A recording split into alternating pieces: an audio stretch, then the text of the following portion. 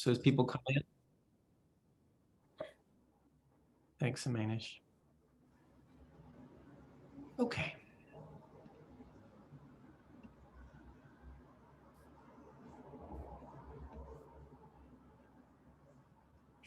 Okay. Good morning, folks. We'll get the meeting going in just a second. Welcome. And let's just get everybody woven into the meeting and then we'll get it going. I'm seeing our number of public participants rising still, so I'll just wait until that number settles down and then I'll start the meeting.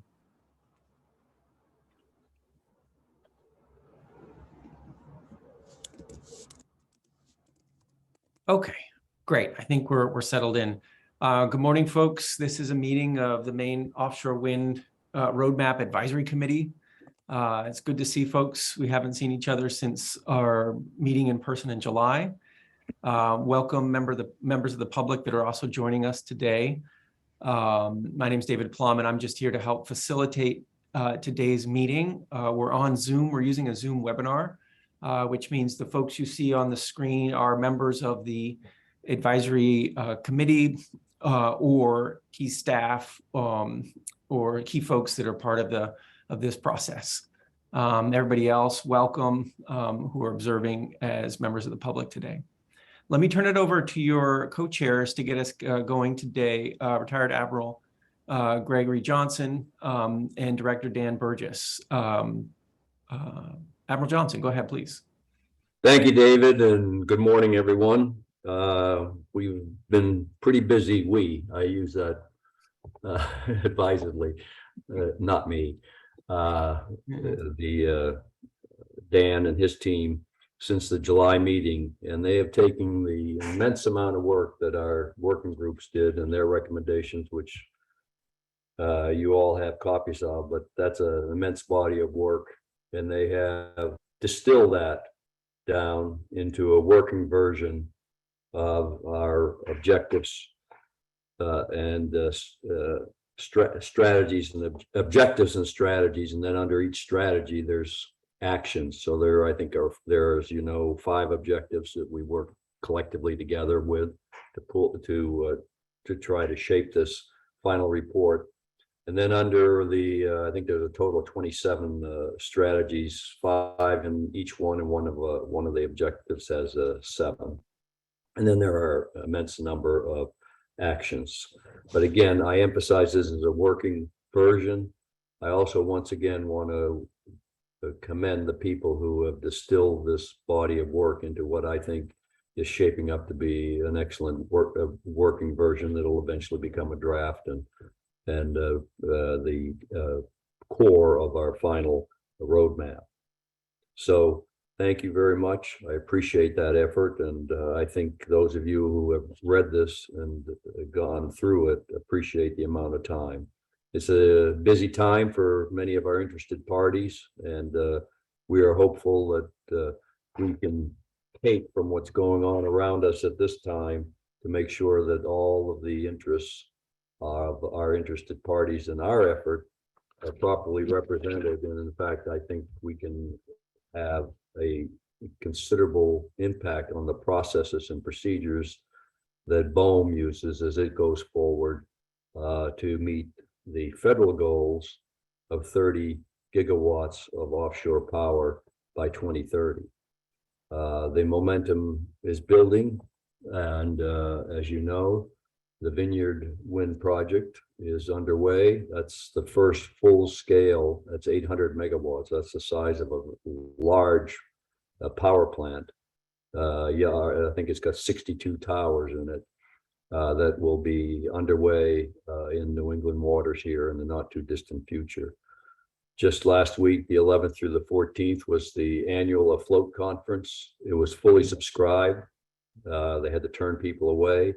I think that's an indication of the increasing interest from all interested parties, commercial, and interestingly, the commercial side, which is going to actually do the building. So I think that that's another indicator of the momentum. And again, it's important for us to get our project done and get it done in the proper way so that we can influence how this goes down in the future. Maine's research array is making progress, and we'll get a bit of an update on that later in the meeting. And so today we're looking forward to getting input from you, the members of the advisory committee, again on this working document, so we can start continuing to refine it. And you are experts from all the different interested parties and areas of concern of interest in this project. And so we very much look forward to what kind of input you might have for us today. So thank you for your time and sticking with us over the last 18 months. And we're starting to get to seeing some little bit of light there at the end of the tunnel. Thanks a lot. Dan? Yeah, thanks, Grog. As always, you set it up really well, and so I won't add a lot except for just to share just how much I appreciate everyone's hard work on the team that's working on putting this together. I think, you know, just to underscore, we kind of took the recommendations from the working group and are beginning to synthesize them as we go through this. So there's something like, I think Grog said, close to 120 actions that have been proposed and are going through, and we're trying to work through and make that cogent and synthesize it using the feedback that we got last time we were together. And so this is not this is the kind of a working draft, and we want or kind of synthesization, not anything final, but just as we're going through that. So want to make sure that we get folks' input as we go through it. Go through things today and provide updates on other things, and again, just appreciate everyone being here, especially recognize, you know, all the different things pulling folks' attention to different urgent matters. So appreciate everyone being here. Back to you, David. Super. Thanks, Dan. Thanks, Grog. Okay, great. So we've asked you to be with us for 2 hours this morning. If we're quicker than 2 hours, fantastic. But we absolutely would hope we have a strong conversation today about these initial working documents, particularly the objectives, strategies, and actions. This is what our agenda looks like.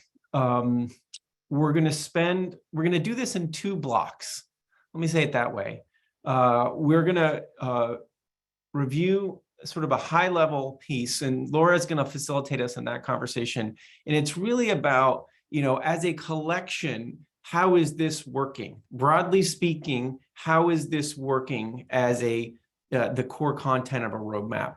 So Stephanie will walk through that core content, and then let's have that sort of higher level conversation about how this is all fitting together or not fitting together, the things that are really missing, et cetera. And then as a second round of conversation, we'll dive into some specific issues that you think merit additional conversation, right? Specific actions or strategies or et cetera. And so we've invested some time here today to really dive into any of those that you think, you know, are not working for you just yet, or need some refinement, or are straight out missing, okay? And then we'll talk about some updates and next steps, and we'll talk about the BOEM process as well. So this is our agenda. And before we dive in, let me just do one quick pause here. I know that some of you were at that Afloat conference last week, and I'm just curious, let me drop the slides for 1 second. For those of you who were there at the Afloat conference last week, which was oversubscribed, I'm curious if there is some sort of really top level takeaways you had from that experience about talking about offshore wind and specifically floating. Are there any things, you know, high level things folks would like to share before we get going coming out of that conversation? I understand there was Habib and others can correct me, but, you know, 300 something folks who were either online or there. So others, you know, Habib and others, you know, some top line ideas. I know Grant was there. I saw you one evening. Grant, go ahead. What anything top line, and feel free to use the chat on this too, folks. The port build out was a top priority, and also, you know, like procurement of a commercial scale project. Yeah. Okay. Yeah. Other thoughts coming out of that conference, whether it's specific or more just sort of atmospheric about how things are going? Habib, yeah, go ahead. Congrats on the conference. Yeah, a couple of things. Certainly, the U.S. Department of Energy is moving fast and furious in the direction of floating right now. They believe it is the future, which is a big change, if you wish, from the last few years. As you know, the Biden administration just on Thursday of last week announced 15 gigawatts of floating wind by 2035. That's a national goal. They also looked at $50 million of investment in R&D for the U.S. to be a leader in floating wind. So we've never seen these signals before, and they were going to make the announcement at the conference, but they got delayed, and they made them the day after the conference. But that's a bit of so there's a major national commitment to floating right now that really didn't exist before. So, and the big takeaway from the developers is that none of this is going to happen without ports. And by the way, how many ports do we have in the U.S. that do this? Is zero. And then it was very clear from the port committee meeting is that the fixed bottom port facilities that exist in the U.S. are not suitable for making floating turbines. Okay, that's really important. That came out as a very important, clear message. So we need to build specific floating ports to be able to reach the 15 gigawatt goal of floating by 2035. So that to me was the conclusion of the conference: is we need ports. And Maine has a real opportunity right now, because there are no ports on the East Coast, to be the floating port for the East Coast of the U.S. And the other piece is that came out in discussions is what should the goal of the BOEM be for the Gulf of Maine? How much offshore wind should there be? Numbers that I've heard from a lot of people was between 5 and 10 gigawatts.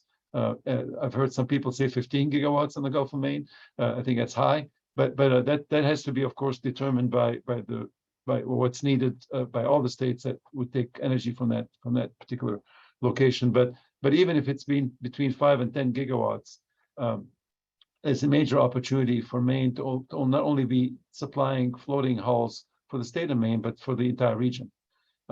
So these are but without a port, we're not going to get there. So the importance to go out and focus on a floating port facility is a big opportunity that Maine has right now. So. Thanks, Habib. Okay, great. Matt? Yeah, thanks, everybody. I apologize for my voice. I'm still getting over a flu that I had last week, so I wasn't able to actually attend the AFLOAT conference. But I just want to second everything that Habib is saying. He's right on the money about floating wind, and just to accent, his comments by saying that, we're currently in the midst of trying to develop a floating wind terminal right here in the state of Maine. And the work that we're doing with the Offshore Wind Port Advisory Group is a big part of that. The next meeting is going to be on September 29th, where we'll be presenting 5 alternatives that we've developed to share with that group.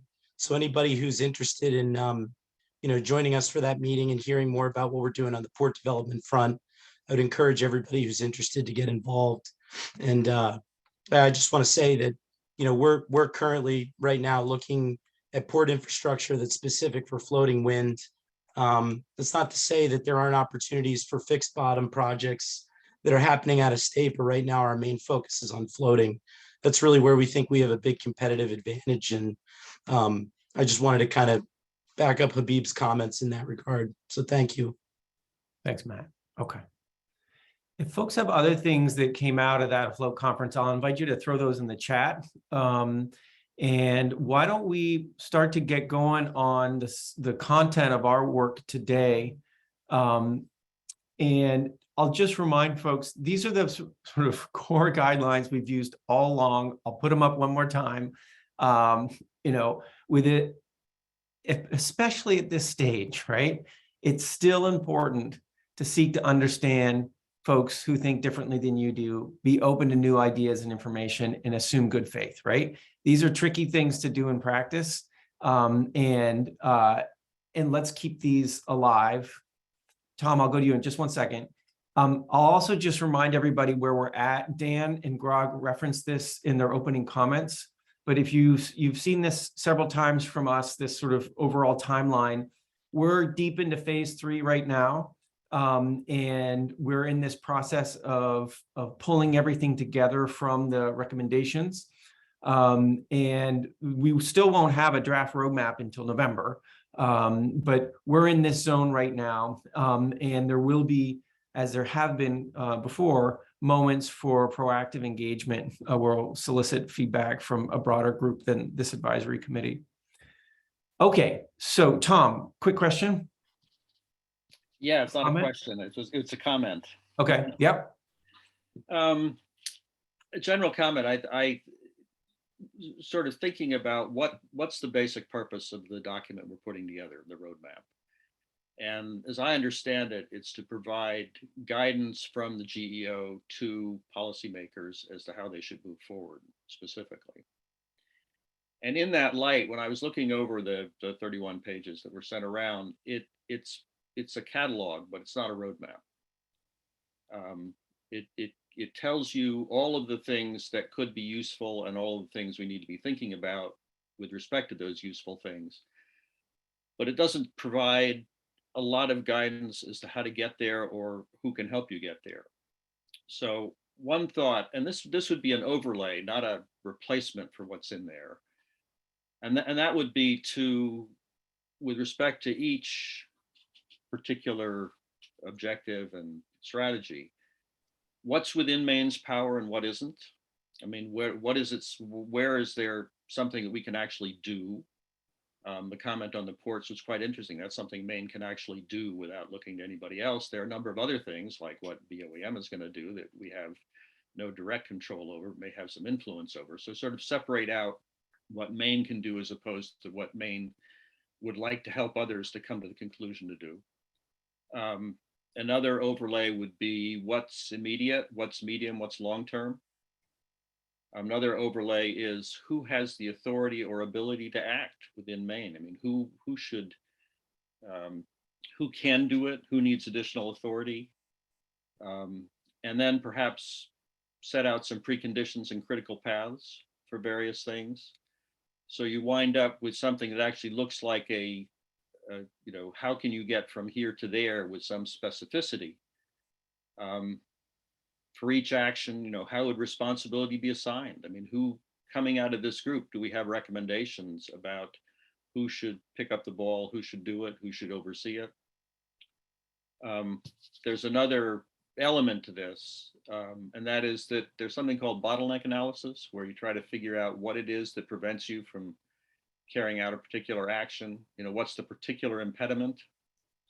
And some identification of those with respect to if we're going to try to engage in this particular strategy, we know who's going to do it, we know the timelines, what's the sticking point, and perhaps how can we get at that sticking point?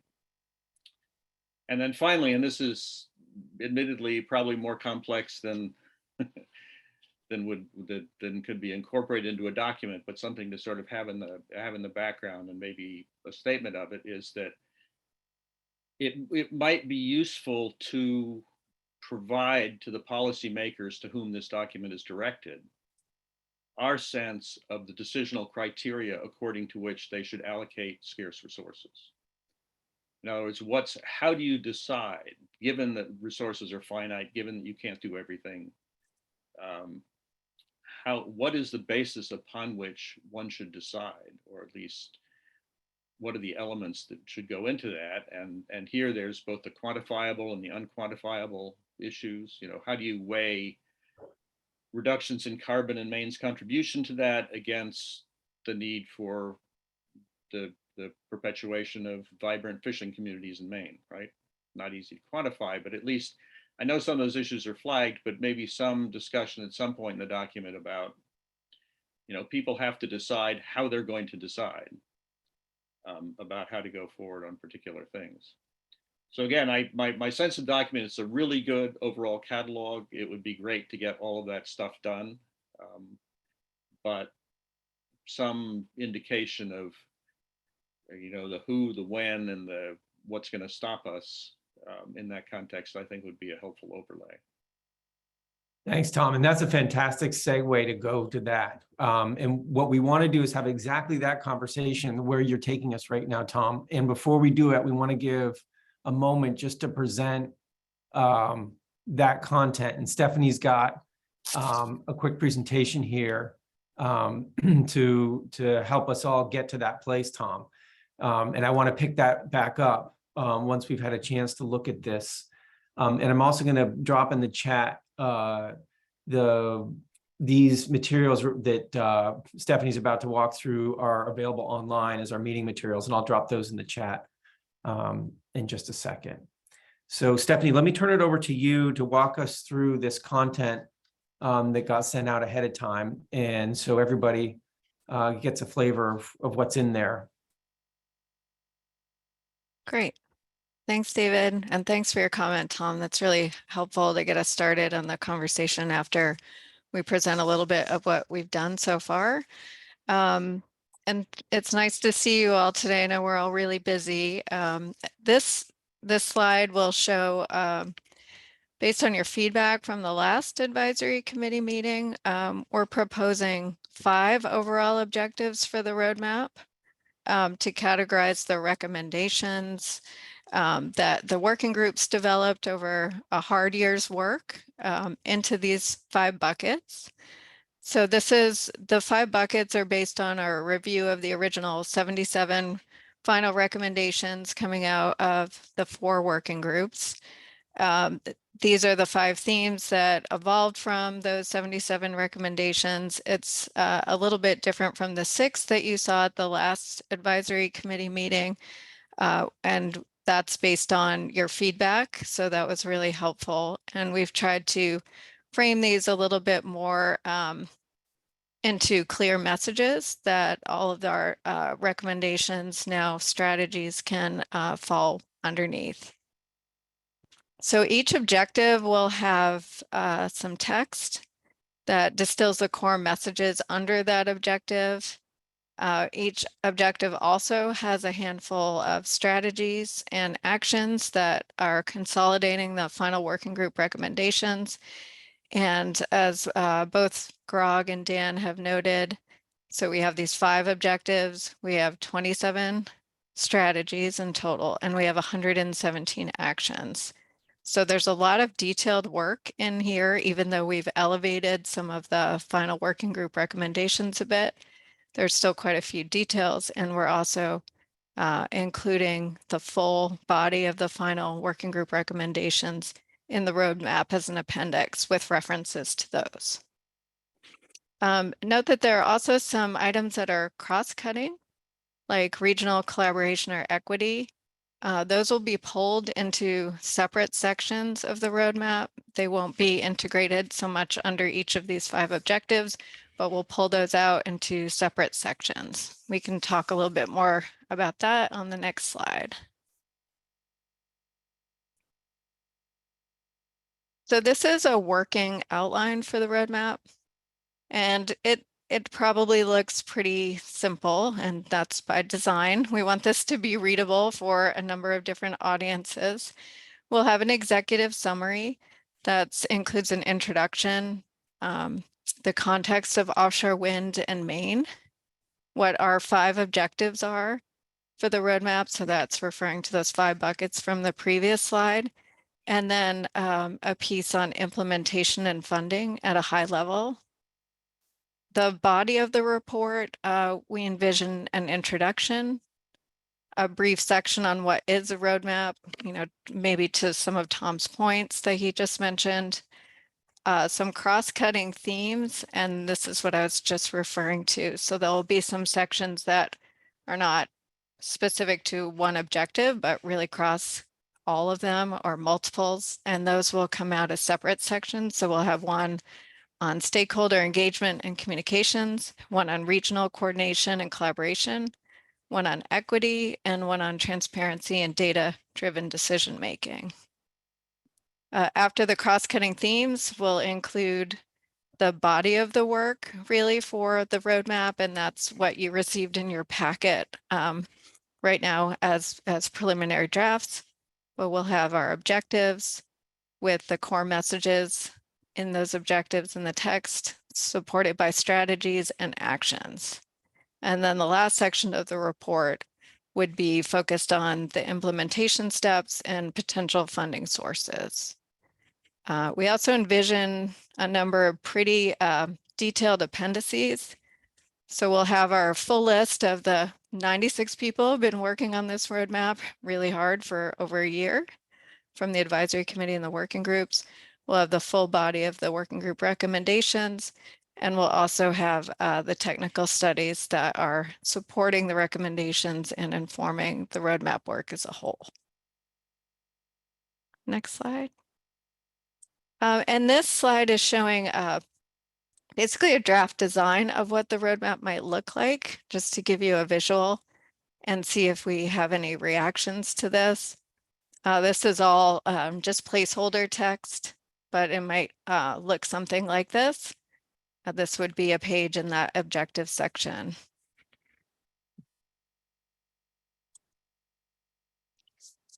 Just back to the outline. So we noted that we'll go into actually those objective strategies and actions on the next one. So this is just showing us the focus for the next few slides. Next one, David. So the first objective, not that anyone is of a higher priority or prominence than others, but the first one is to pursue offshore wind supply chain infrastructure and workforce investments to support economic growth and resiliency.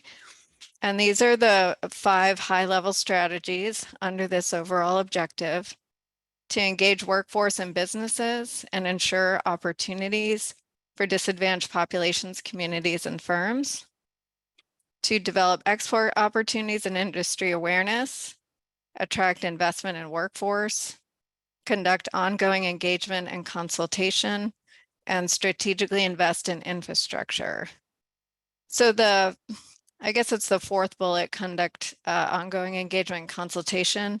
We may at this next phase pull that out into that overarching section.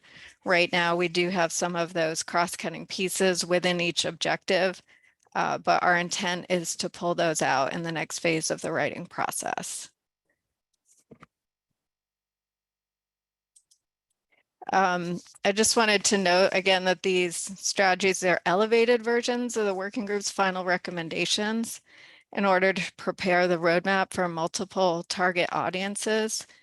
The full recommendations will be in the roadmap, and they're referenced in the description of the strategies. So as we noted before, each strategy has a set of supporting actions. And as an example, this first strategy includes actions such as establishing public and private sector leads to shepherd and coordinate economic development programs for offshore wind over the long term. So that's one example of an action supporting that first strategy here. We have a number of others for the strategy number 2. We could have an action to promote partnerships between Maine firms and international firms with complementary products and services to expand investments and trade opportunities. So those are just some examples of more of the detail that's not reflected on the slides. Again, we have 117 actions. Next slide, David. Our second objective: to harness abundant renewable energy to reduce long-term costs, reliance on fossil fuels, and fight climate change. So again, these are very distilled versions of the work. We have 5 strategies in this section under this objective. And as an example, this first strategy formally established state procurement commitments. We have an action to develop a responsible procurement target and strategy in accordance with federal leasing that pursues phased commitments that ultimately address a meaningful percentage of Maine's electricity needs by 2050. Strategy number 2, actively pursue regional transmission strategies and federal funding. We also have a more specific action to consider approaches for to plan for offshore wind projects that allow for innovative, competitive, and regional action to satisfy transmission needs while meeting state policy goals. And relevant to that action, the state of Maine has already joined with other New England states to provide an RFI on transmission for the region that includes offshore wind. So there are some actions that the working groups have developed that the state is already pursuing and implementing, which I think is really important. We're not necessarily waiting for this whole document to be finished, but as there are opportunities for us to pursue important pieces of the roadmap that our groups have identified, we are actively doing that. The other strategies here, just to walk through them: act regionally to maximize benefits and lower costs, ensure a stable and predictable investment environment, and pursue additional analyses to fill knowledge gaps. Next slide. Advance Maine-based innovation to compete in the emerging national and global offshore wind industry.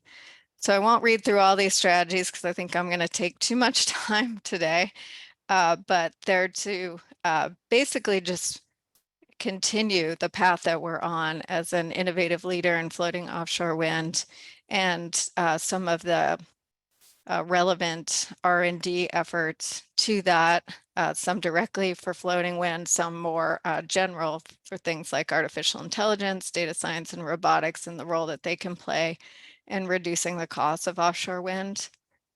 Again, we have actions that are supporting each of these, and we will be continuing to work on these as we move forward.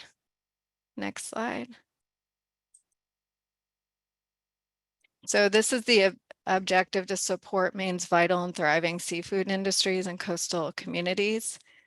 This is mirroring many of the recommendations from the Fisheries Working Group, and these are the elevated strategies to strengthen and facilitate robust engagement, to promote open, transparent, and comprehensive data gathering, to seek to avoid and then minimize conflicts, ensure safe navigation, and advance opportunities for fair and equitable benefits. So just as an example, under the first strategy, an action is to encourage and assist BOEM in providing active and direct engagement with Maine's fishing industry in the development of wind energy areas. And then we get into more details after that. As another example of an action under strategy 2, work with BOEM and other New England states to pursue monitoring requirements for offshore wind leaseholders that establish comprehensive baseline information and are in accordance with guidelines developed by regional organizations and informed by our working group recommendations from fisheries, as well as environment and wildlife. Next slide. And the last of our 5 objectives, certainly not the least, protect the environment, wildlife, and fisheries ecosystem in the Gulf of Maine. So again, this objective kind of mirrors one of our working groups, which was the Environment and Wildlife Working Group. And these are the 7 strategies that are supporting that objective. Each of these strategies has supporting actions. As one example, under strategy 1, action is to coordinate with regional and federal partners to improve seafloor habitat characterization. The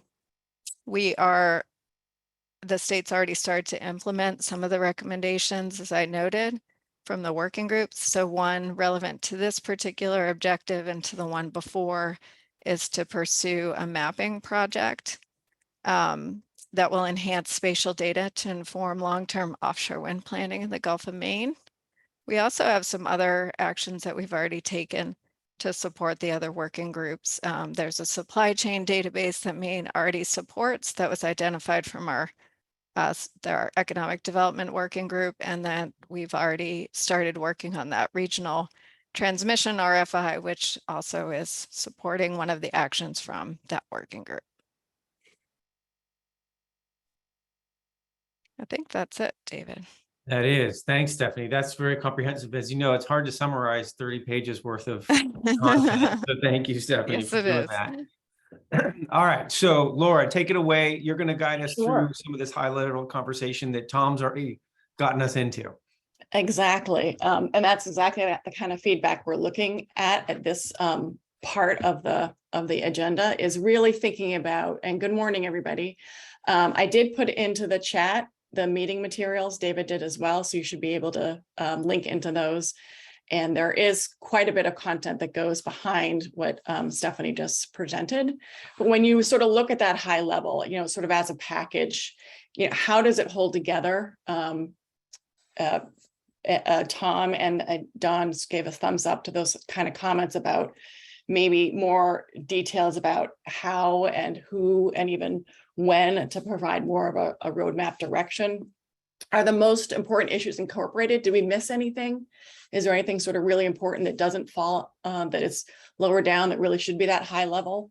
So I'm going to put us maybe off the, if we want to go off the presentation and just have a conversation here. If we want to get into more specific action items, I'll probably pause that for the next round. But Terry, go ahead. Yeah, thanks, Laura. Thanks for presenting that stuff. My concern are with the way the document's laid out is it's not detailed enough. Understanding that, you're going to print up a bunch of appendices with the actual recommendations on it. But as somebody who sat 9 years on the council, I know how often those appendices get ignored by the people who make decisions. People aren't going to look at the details of and the devil's in the detail as far as the fisheries working group was concerned. That's why we were so specific with 30 days for notice on when they're going to survey ships. That's why we were so specific, because of our experience in Southern New England with BOEM and the offshore wind companies. And as the people that are going to be directly affected by this, I'm concerned, and I'm especially concerned as the co-chair of the fisheries working group, because I wouldn't be covering my duties very well if I didn't bring those concerns to you, because I'm sure I'm going to hear them from my group, once they get a look at this document. So Bringing more of those details to a higher level. Right. Yeah. Well, because of the effects on the environment and the fisheries working group, the environmental working group, and the fisheries. Hey, on land, all that stuff is great for the shore-based part of this whole project, but it's not great for the industry part of it.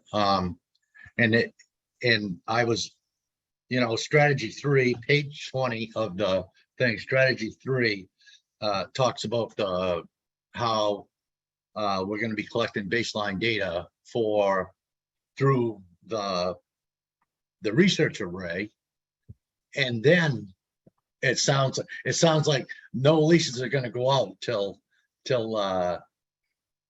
2000, until we get some data out of the research array. Well, that research array is not going to be there till 2025, and the leases are going out in 2024, which the companies are going to be paying billions of dollars for those lease areas. So they're not going to want to sit around and wait for us for years to collect data out of the research array before they make a move. I think that's just wrong to put that there, because that's wrong. Because as a private company, if I leased something from you, I'd want to be able to go and utilize that. So, and we should be collecting data now. We should have been collecting data for the last 5 years in that research array, because that area is dynamic and changes so much. So Gary, just so I can give other people a little airtime here. Sorry. This is all good. And I appreciate that you've taken the time to read through it and are providing some really tangible comments. If we can park maybe some more of those specific ones for the next round, but overall, what I'm hearing you say, and David's taking notes here, is that that tension between how to make it general enough, because there's multiple audiences that need to access this information, and they're not going to read 30 pages, but there's a lot that's in the appendices that is really important that the working groups worked on, and how do we raise that up a little bit more to make sure it doesn't get lost as you start to do the kind of work that Gio and others have been doing. That's what I heard you saying. Does anyone else have a thought on sort of that tension between getting more detailed and being able to have the document more readable? Don, and then Tom. Thanks, Laura. So I think we've got to get clear about who are our most important audiences. Is it BOEM?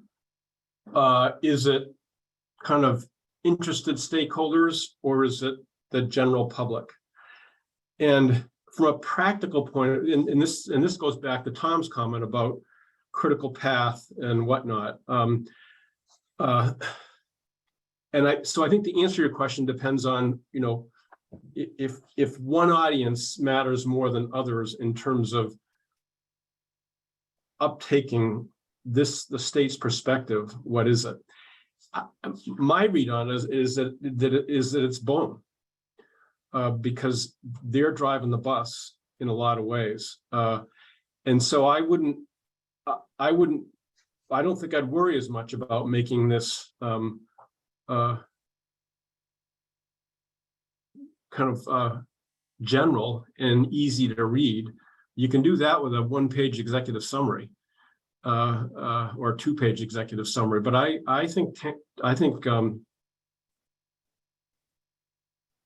that Terry's on the right track, and I think you all have to just clarify who's the primary audience, and then write it to them.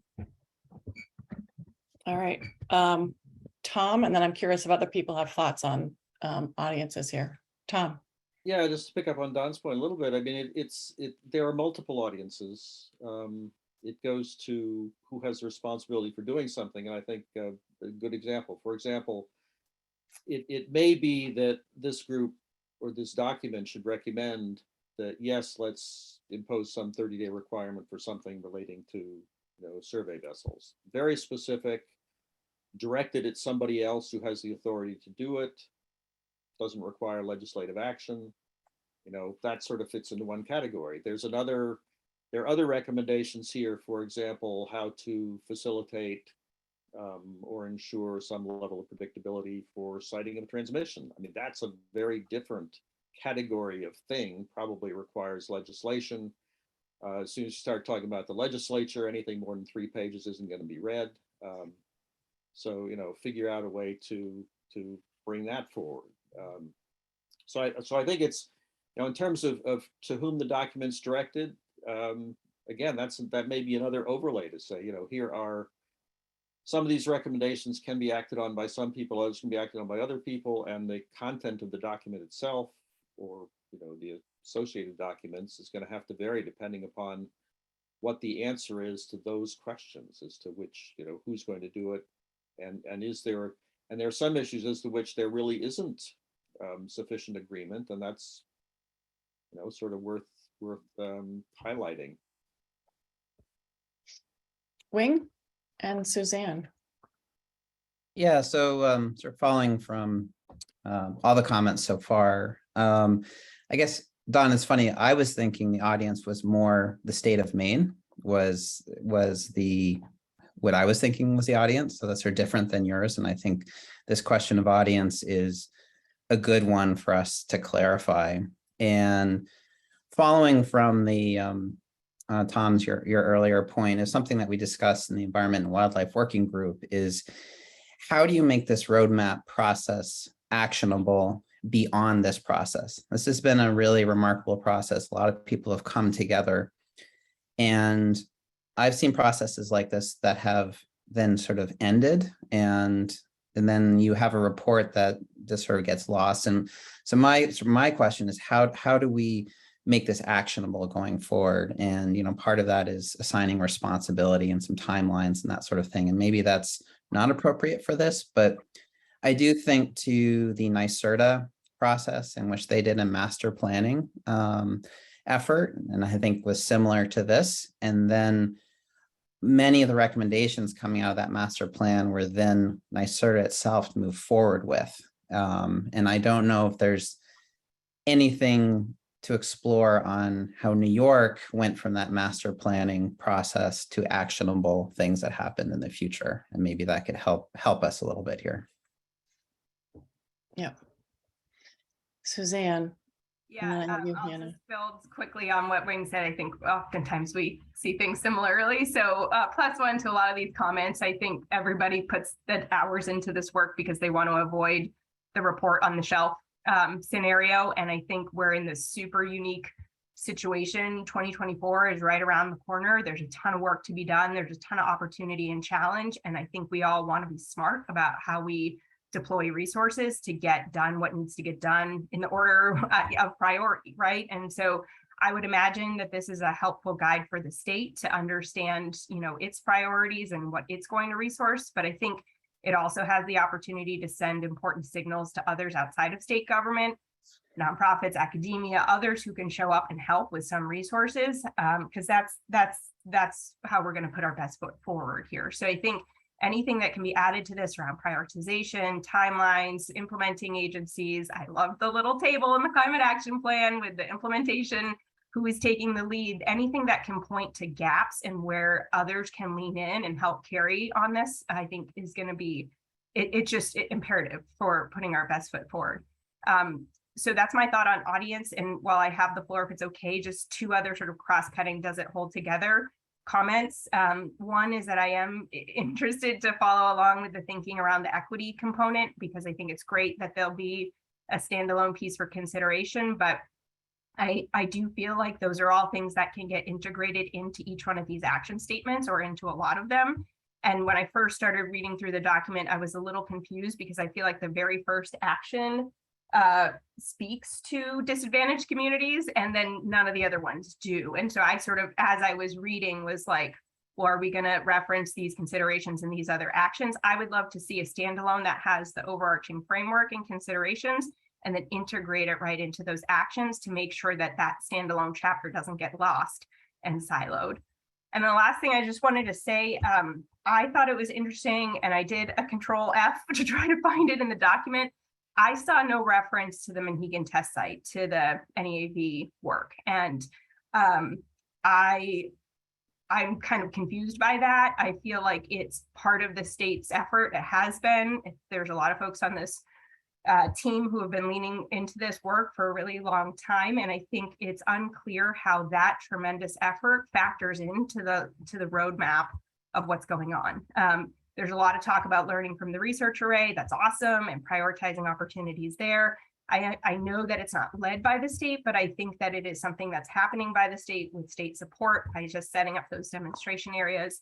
And I think, honestly, I think it leaves some of the folks who are a part of that project wondering why that project is still happening if it doesn't show up clearly in the strategies and priorities for the state of Maine moving forward. And so locally within the community, I've heard a lot of questions about, well, why are we even still doing this if we've got the research array and foam? So I would hope that if there is a compelling reason, that would show up in this document, and we could all understand how that project, provides benefit into this broader vision as well. Thanks. Thank you, Suzanne. Those are all great, great feedback. Hannah, and then David, I might turn it to you to see if you have some summary here for us to think about. I don't, honestly, Suzanne did a great job actually summarizing, and I was trying to think about this as it relates to the climate plan. And I mean, I take Tom's comments. I think he did a good job as well, sort of outlining. I mean, to Don's question, I think you have to be an audience. We have to think of multiple audiences. We don't have the question of offshore wind is important to coastal communities and fishermen. It's a huge economic development and energy opportunity for the state of Maine. So, we will have lawmakers, we will have the governor, but we will have developers and outside parties. I mean, everyone is looking to what is the state's roadmap and plan. So, I mean, I think we have to consider multiple audiences. The federal government's Economic Development Authority funded this. And obviously, they see the economic opportunity, but this really is for lots of different audiences. And I think so far we really do speak well to different audiences that we all care about. I think the working groups have really, have been very thoughtful about different concerns. So I think I think as we go to the next later drafts and get closer to a final report, how do we put that information into narratives that are understandable for different audiences is going to be pretty key. I think the legislature is very interested in what is going to be in this document, as is the governor, and there are going to be sort of short versions that talk about our priorities. But honestly, the people of Maine are trying to understand what does offshore wind, what could it mean for the state? So I guess I would just say there is not an easy answer, and we really wrestled with the climate plan to make sure that lots of different people could see opportunities in the state's climate plan for themselves. And I don't think the roadmap is really that different.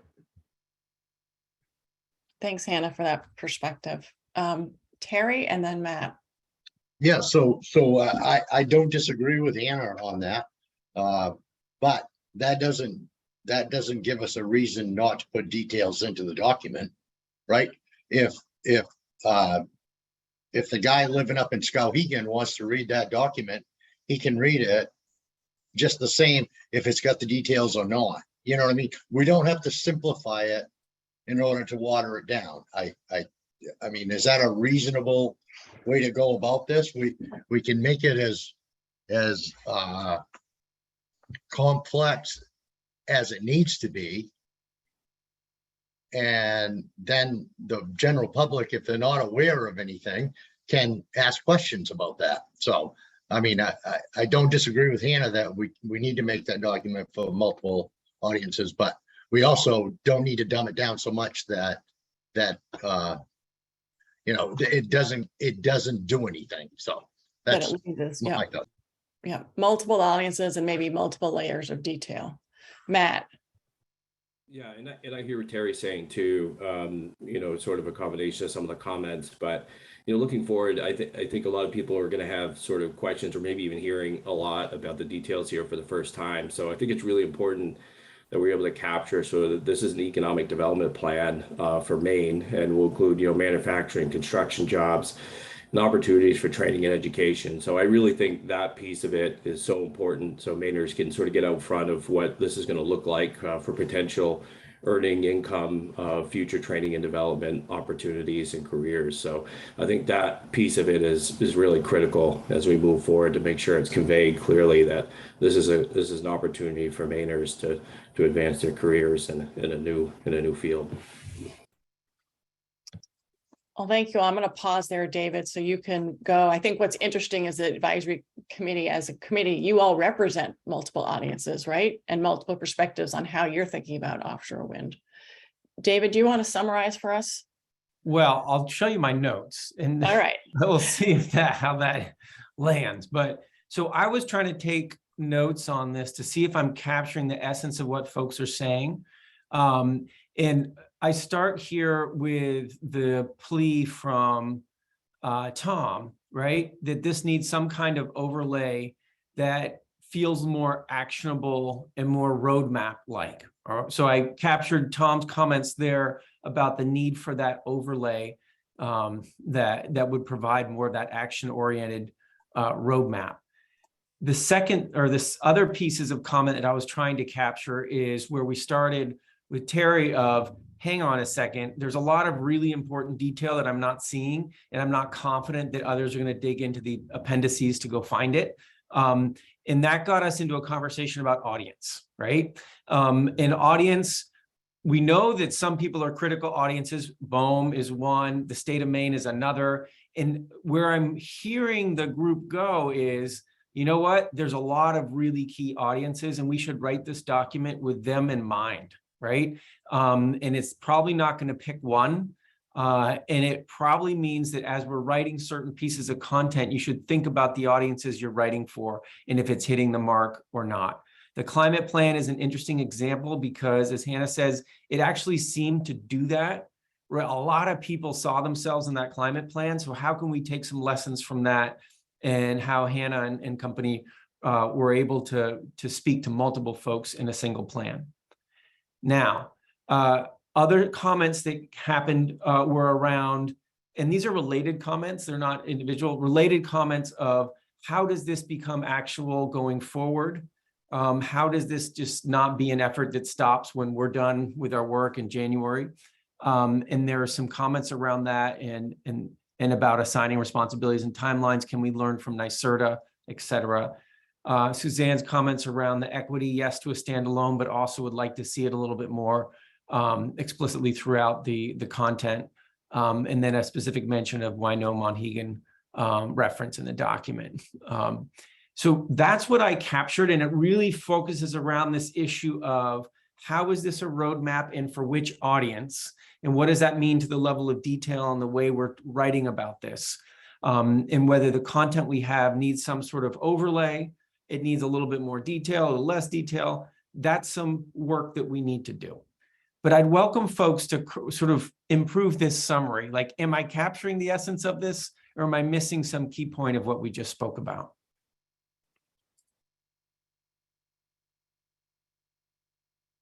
I just think this is really helpful feedback. You know, obviously this is just a kind of synthesizing what we've talked about as a group before on the recommendations, but you know, it's going to be really important to think about actions and details as we put this together. So I just really appreciate the feedback.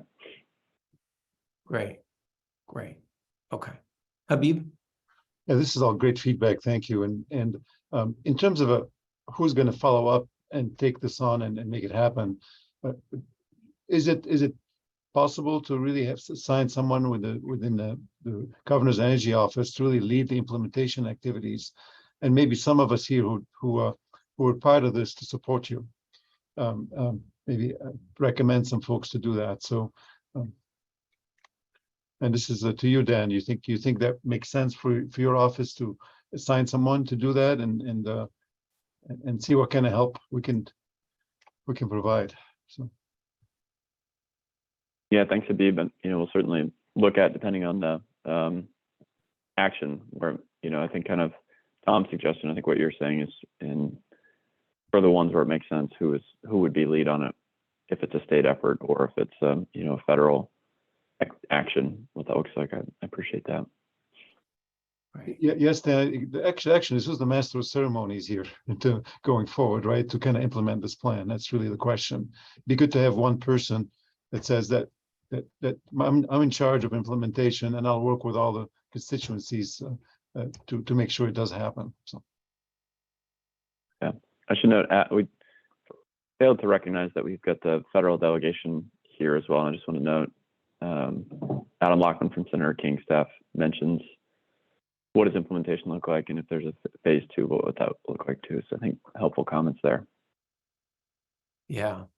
Thanks for those comments. I just pasted those in. By the way, I don't always make the best example of this, but if you're using the chat, try to chat everybody. That way the folks who are listening in the public also can see that chat. Okay, great. So it sounds like these are some of the key points of feedback. Laura, is there anything else you want to do? We have this little Menti poll that we wanted to test. Do you think we're ready for that, Laura? I'm not sure. We can do it if you want to. Should we just give it a go? I think we should give it a go. So we're going to drop this and this is not to everyone. This is just to the hosts and panelists. We're going to drop in the chat right now. Thanks, Laura. A link to a little poll. And what that poll is going to ask you, and I'll share this visually here. It's going to ask you this question. And this is anybody who's a panelist here, whether you're from the congressional staff or the members of the advisory committee, feel free to weigh in on this. But let's assume we're able to weave in these points of feedback, right? Let's assume, as Dan says, thank you for this feedback. Let's figure out how to do it. Are we on the right track, right? In terms of the core content. And there's a couple options in how to answer this. So just take 1 second, click through this Menti link. Like, are we on the right track and headed towards a draft roadmap and eventual roadmap? Let me just give advisory committee members and other panelists here a second to answer this question. And then once some main issues start to see some results come in, you can share your screen with those results. And I would just encourage people to think about the whole outline, not just the section that we were most, diving into, but really the whole outline, which includes a section on implementation and funding as well, which is yet to be written. So I think some of these things will come forward in those pieces. Yeah. Thanks, Laura. That's helpful.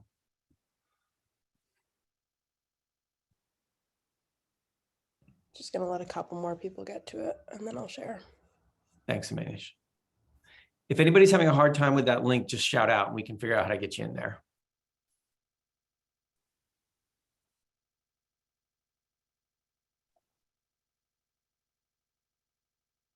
Okay, so Manish is showing real-time results here. It'll update as people update, right, Manish?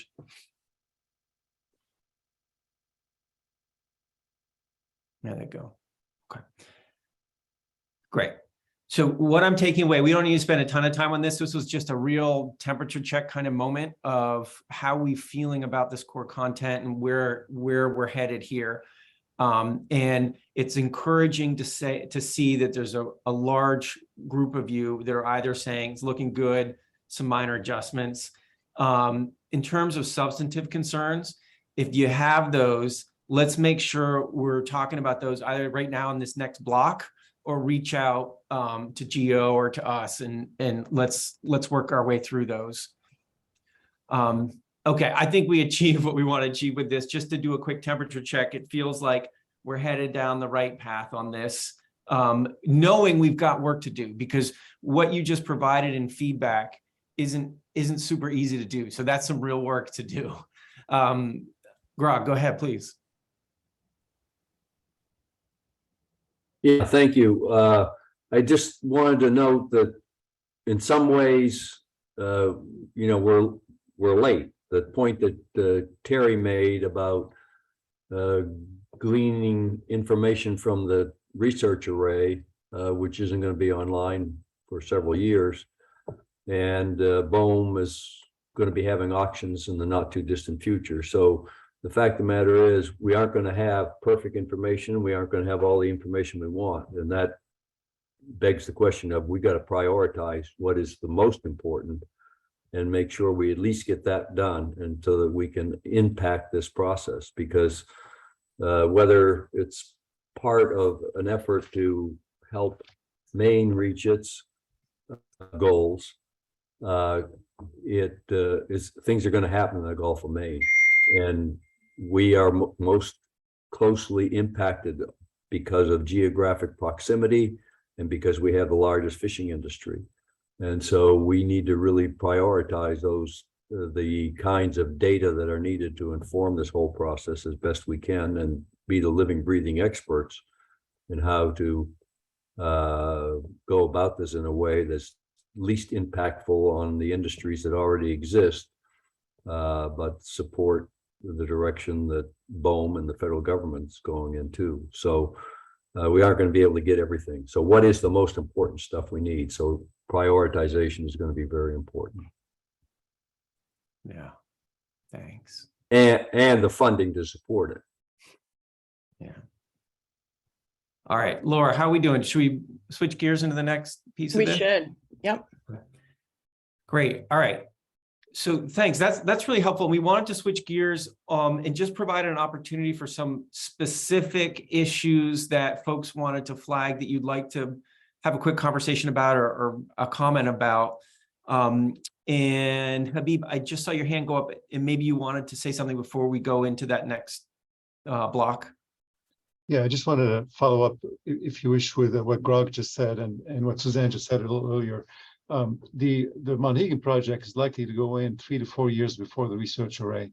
So we have a real opportunity here to answer a lot of the fundamental questions about the impact on the environment and fisheries by doing research around the Monhegan project, and hopefully help affect the BOEM process earlier, sooner than later, if you wish.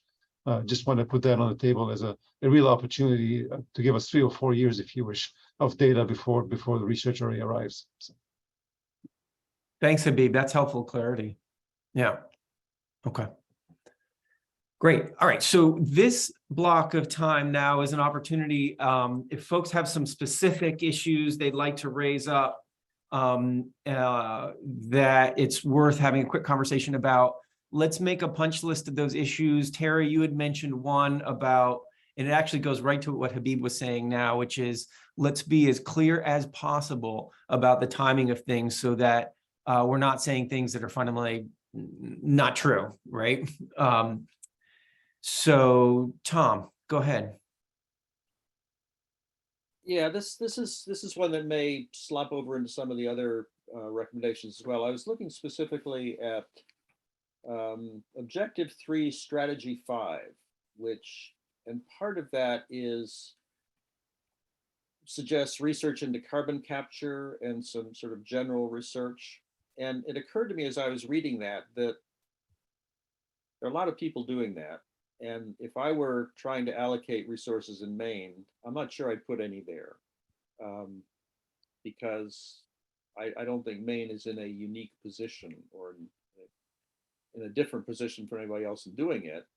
And that sort of goes to sort of the general flavor of the document. It seems to me that focusing on what Maine can do, whether as an influencer or as an actual someone doing it, makes a lot of sense. And maybe some of the recommendations, and this one in particular, really don't make sense for this document, maybe to note it, but I'm not sure I would recommend to anybody that Maine go out of its way and invest in the kind of very general research about global climate change that I'm pretty confident there are people in California spending a lot of money on. Okay, that's helpful, right? And it gets to the point of priorities and what's really Maine's dollar, right? So you flag it as this is part of the future, right? This is the future we likely will be addressing, and we need to be attentive. And it's not a priority for our dollars. Yeah, I think that's the okay. Yeah. Okay, great. Other specific things that jumped out at folks as they were going through the document, if you're able to do a weekend read on it. Anything else folks want to flag up? Terry, I have yours of what you had mentioned on the sort of accuracy of the statement about when data will be available. Anything else folks want to say? Don? Hang on one second, Don, you're still on mute. Can you hear me now? Yeah, you're good. So I want to just amplify a bit on Tom's last comment. I had a similar reaction. The hydrogen question it's a complicated question technically. There's a pretty strong debate about how clean or how dirty hydrogen might be when you kind of look at a total life cycle analysis, and how consumptive it might be. And we didn't, to my knowledge, we didn't muster any deep technical expertise on that question. We didn't ask consultants to look at that question. So I understand why people who are excited about that opportunity would want to see that in here, but I don't think we've given it kind of a thorough, competent assessment, and so I don't understand why it rises to the level that it's at. And if I've missed something, fair enough, but if I haven't, I would really encourage you to look at that hard. And I raised this previously. And it's not that I'm negative about the question, but I think it's complicated, and I don't think that we've exercised it with any thoroughness here. Secondly, there are things that were strongly recommended by various working groups that didn't make it into this draft. And I would find it helpful to see, kind of a really concise summary of the things that you cut out, and really a one sentence, logic on why, just so that's transparent. And I'm an advocate of less is more, so I appreciate the prioritizing and the cutting you've done. I would call out a couple things that I think are significant that I haven't seen acknowledgement of, either by stating why it's not here or by just response. One is the fisheries group spatial recommendation they made. That was a significant recommendation. And I think we ought to just understand the logic for not acknowledging it or addressing it. The second is, I thought that Ben Martin's letter about the fact that the socioeconomic study didn't begin to go far enough was a thoughtful commentary, and I haven't seen any response to that, and I think it merits a response. So there's just two examples that I happen to be aware of. There may be others. Thank you. Thanks, Don. Just before I go to Matt's hand, I want to make sure that folks are aware. Don, when you say the spatial recommendation from the Fisheries Working Group didn't make it in, it's there, it's just not in the same words, right? So I think there's going to be a variety of things, and this gets to Terry's point about detail, right? So it's there, it's written differently, right? And so those are the questions we need to wrestle with is, what's the level of detail? Why is it written in a certain way, right? Okay, Matt. Yeah, thanks. Just maybe a stupid question, but there's a couple references in here like strategy 5 and some of the actions about equipment for wind turbine installation vessels. And I guess I'm just not really clear on what that is. If anybody knows, maybe they could tell me. Equipment for wind research. Wind turbine installation vessels, For wind turbine WTIVs, installation. Yeah. which are that's equipment that's specific to fixed offshore wind. So I guess I'm just not sure what that's referring to. Okay. Yeah, I that's something we could try. If someone has a quick answer for that right now, maybe Stephanie, or that's like, let's get back to you with an answer on that. If someone has just sort of a quick, like, oh yeah, no, that's talking about this kind of industry. Yeah, I mean, it's yeah. Manufacturing infrastructure for floating offshore wind and for major equipment for wind turbine installation vessels. I would just take that out because we're not doing that. So Stephanie, maybe do you have a Selena quick knows. response on that, or Selena? Yeah. Yeah, this was in part a recommendation that came out of the Exodus supply chain opportunity assessment for the state of Okay. Maine. Got it. And it was included as part of, we've kind of moved it between the port section and then the supply chain section over the course of time. But this is just one place they thought we could adapt our maritime and defense expertise towards some of the earlier opportunities in the offshore wind industry, which are fixed. Gotcha. That's Okay. the origin. Yeah. We're glad to talk this through, Matt, afterwards Sure. if you'd like. Okay. Yeah, and I think part of this is this story that's coming out particularly in the supply chain work about there is opportunity south of Maine where Maine firms and workforce can find opportunity in fixed bottom as Maine starts to prioritize and get focused on floating, being a lead in floating. Steve, I saw your hand went up. Maybe you've got some helpful input on that. Just only that I think this refers to ancillary supply chain activities that feed into that. Companies like Deepwater Buoyancy that supply components that are used in both fixed and floating, including also engineering that's done around fixed and floating. It may not be well said, but it could be refined a little bit. But I think it's supply chain opportunities for existing companies. Makes sense, Steve. Thank you. Yeah. And Selena, it looks like you might want to weigh in on this too. Nothing on this point, but going back to Don's point about the socioeconomic analysis, just wanted to raise that we did get we have been working with various folks on this in this advisory committee and beyond to get feedback on the economic analysis, including communications from Ben, and we're working with the contractor to make another round of substantive changes to the work there to address the issues to the extent that we can, and then also provide some clear recommendations of future analysis that we can do. And so we want to get that version back, share it with others, and continue the dialogue there prior to finalizing it. So that's just where it is in the process right now. Thanks, Leah. That's helpful clarification. Stephanie? Yeah, and just following on that one, on that socioeconomic point, it's under objective 4. So that's the fisheries objective. Strategy 5, advance opportunities for fair and equitable benefits. And it's under action number 2. So that's where we include a call for that work to continue to be done. Got it. Okay. Okay. All right. Are there other things that folks want to raise up that we want to make sure we're paying attention to and being thoughtful about? Other things that are important to mention in any of the content?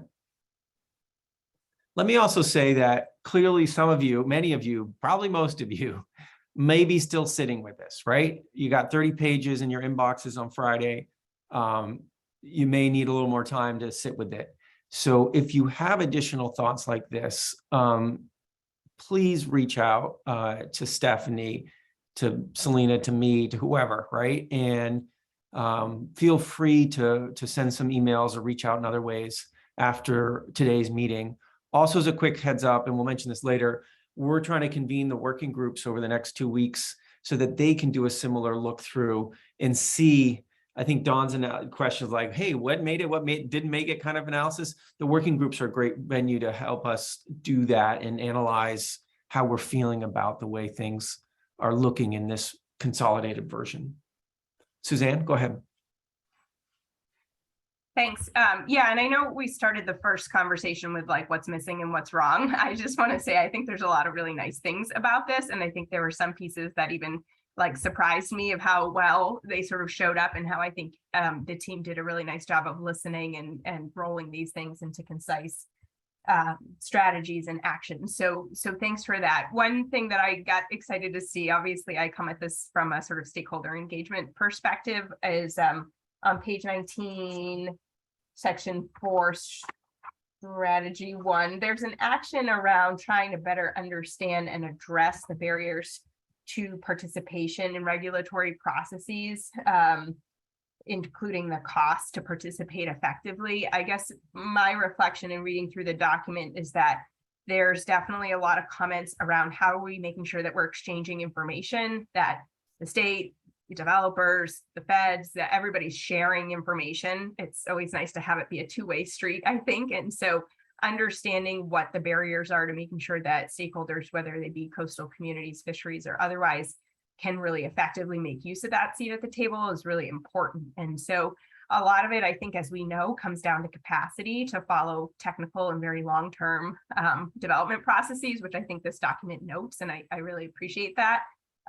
It's a luxury in a way to have a job that allows you to sit and focus on this and not do this in your spare time.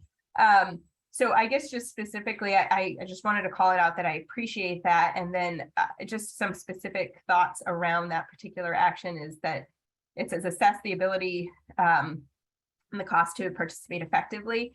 I would encourage us to think about trying to share what's learned from that, making that publicly available. I think if the state and others go to the time and effort to figure this stuff out, a lot of other folks ideally would benefit from seeing a concise summary of some of these, I think, lessons learned in part to how we've done some of this in the past. So what are some best practices specific to the Gulf of Maine? Of course, there's a lot of generic ones out there, but specific to our neck of the woods, I think would be helpful. And then I would just encourage it, there's farther on into the action, it says explore ways to improve access. You know, I would encourage us to think about, you know, identify, pilot, and evaluate strategies to do it and be a little bit more action oriented here to suggest that we're actually going to put what we learned to work. So yeah, just thanks for putting that in there and capturing the challenge that I think a lot of folks feel when trying to engage in this effort. Super. Okay. Great. That's really helpful. All of this is extraordinarily helpful. I wonder, are there other things folks want to lift up now? And if you see me looking at my other screens, I'm still trying to take some notes on this. So, and I'm happy to flash them back to folks now, you know, on the specific issues you all are raising and making sure we're capturing that well. But is there anything else that folks want to lift up right now?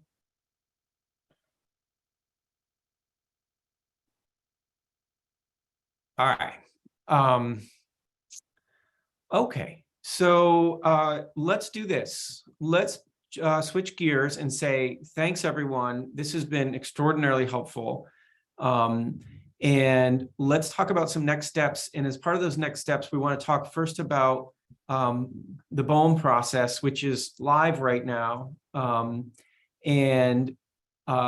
think Selena is going to say a few words about how the state is engaging around the BOEM process right now, and then some thoughts around how everyone can and should be engaging on the BOEM process. So Selena, why don't I turn it over to you? And if you want, I can lift up those slides. That would be great. And Stephanie is going to chime in as well. So let's see, I think it was last month, BOEM announced that they are seeking comment on the request for information for commercial leasing. And so they put out this map, the green area, which is the initial area that they're seeking input on.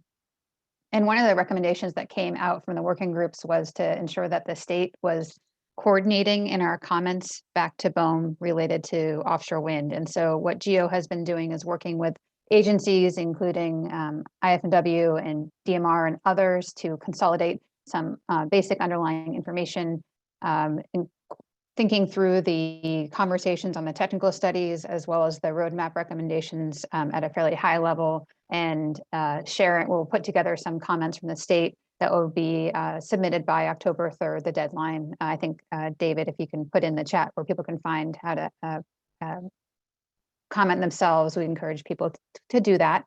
So that's an ongoing process in the state. And then if you, at the same time, BOEM is also seeking input on the request for commercial interest in the research array that has the same deadline. Next slide. This is a BOEM slide that just talks through the process in terms of where we are. The request for information period will close on October 3rd. BOEM will then analyze the information that they have and put out a draft call for information. And we anticipate that there will be public meetings in both a meeting in person as well as I think virtual meetings to discuss and winnow down additional areas, and eventually publishing a draft call area for comment. And so through this process, the state will make sure that you have the information about how you can engage with BOEM, and happy to help facilitate dialogue to the extent that we can. We are also coordinating with the other states to make sure that we have a shared understanding of the information that we're providing, and then also working with our stakeholders together when coordinating on how we're working with stakeholders. So I think those are the key takeaways on the BOEM process. And with that, I will turn it over to Stephanie to either add any more on the BOEM process and then talk a little bit more about next steps in the state. Okay, great. This is just a slide of the commercial leasing milestones that BOEM put forward, I think at the May 19th task force meeting. So we are at that stage that Selena was just talking about, the request for interest phase. So that will be, those comments are going to be due on October 3rd. So we are participating in that. I think that's about it on this timeline, but I did want to relay a little bit about the mapping project that the state is undertaking that's related to the timeline. So in response to recommendations from the Fisheries Working Group and the Environment and Wildlife Working Group, GEO and DMR and Department of Inland and Fish and Wildlife have partnered with the Northeast Ocean Data Portal leads to undertake a mapping project to enhance the existing data that's in that portal and often used for offshore wind energy planning, and also to identify some new lighter lift data sets that could potentially be added to help inform that process. So our partners through this project have hosted a workshop on July 14th with Gulf of Maine experts to identify some potential improvements to the data on lobster fishery, all other fisheries, and environment and wildlife, to inform future offshore wind planning in the Gulf of Maine.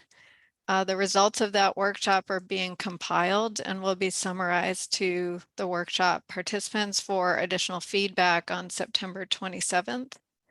After that, the project partners will work together to continue to improve that mapping information, and will also coordinate with New Hampshire, Massachusetts, and BOEM before any relevant information is introduced publicly through the BOEM process.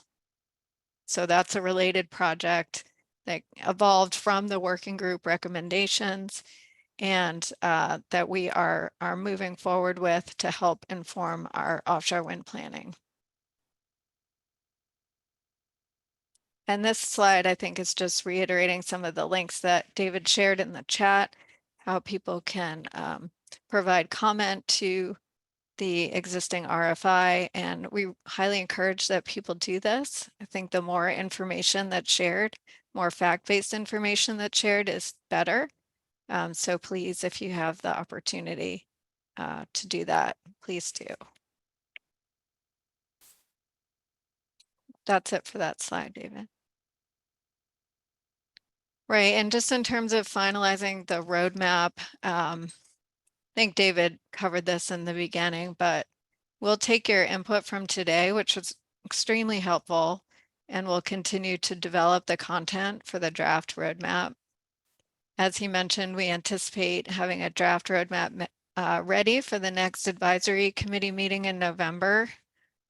Shortly after that, we also plan to post the draft roadmap on the website for feedback. We'll advertise that through our usual mechanisms. And then the advisory committee role between November and January is still evolving.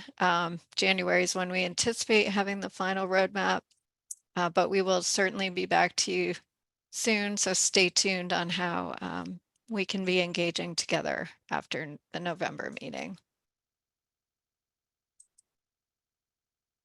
Great. I think that's about it, David. There's one I could do a brief comment on the Offshore Wind Research Consortium, if that would be helpful. Yeah. Yeah. If you can just mention what that is, remind everybody what that's all about, that could be helpful. Yeah. Okay, great. So the bipartisan legislation that passed last year, LD 1619, directed GEO to establish a Maine Offshore Wind Research Consortium to develop and execute a research strategy to better understand the local and regional impacts of floating offshore wind power projects in the Gulf of Maine. So last winter, GEO published a competitive RFP for help planning that research consortium. We awarded funding to the Carbon Trust Advisory, National Offshore Wind Research Development Consortium, and National Renewable Energy Labs, with additional support from yours truly, Laura Singer. The project team has been researching other consortia around the world for lessons learned and has interviewed nearly 40 stakeholders in the Gulf of Maine. The team held a workshop with their interviewees last week to update them on the project and solicit additional feedback. The team will finish the interviews shortly because there are still some interviews that are ongoing, and we'll draft a recommended governance document to GEO this fall for the consortium. And we're looking forward to continuing to work with everyone as that process evolves. Thanks. Okay. Great. All right, so that's next steps. And thanks, Patrice, for that comment in the chat, supporting Terry's thoughts. And other things, questions about next steps, questions about what's going to happen now. As I mentioned, we're trying to convene most, if not all, the working groups in the coming weeks to look over these documents, just to do a similar type of review that we just did right now with you all. We'll see how we do in getting that happening. November, expect a draft roadmap, and then we're going to meet in person at UMaine up in Orono. So I've asked you a couple times in email, but just saying it now, it's good to block the day. Our plan is to have a morning meeting all morning, really dive into the draft roadmap, really get our hands deep into it. And then a group lunch. And then for those who want to do a tour of the facility at the Advanced Composites and Structures facility that Habib runs, we'll do that in the afternoon. All right, so that's November, don't let me get the date right, the wrong 16, right? Yes, November 16. Any questions about what's going to happen in the coming weeks, months? Okay, great. Well, thanks everybody. Appreciate your time this morning, your thoughtful engagement on this complex subject. You saw my notes. We'll clean those up and circulate those around as well. And there'll be a guide for everyone who's working in this next phase of making this draft content better. Dan, Grog, any last words to finish up? No, this has just been really helpful dialogue and engagement. So I really appreciate everyone's time and work on it. Looking forward to getting this, making more progress. So thank you. Yeah, I just second that. The fulsome discussion. This is the best discussion we've had in any of our meetings from advisory committee members, and it's incredibly helpful. And thank you very much. Great. All right. Thanks, everybody. Enjoy the rest of your day. Take care. Thank you All all. the best. Take care. Thanks.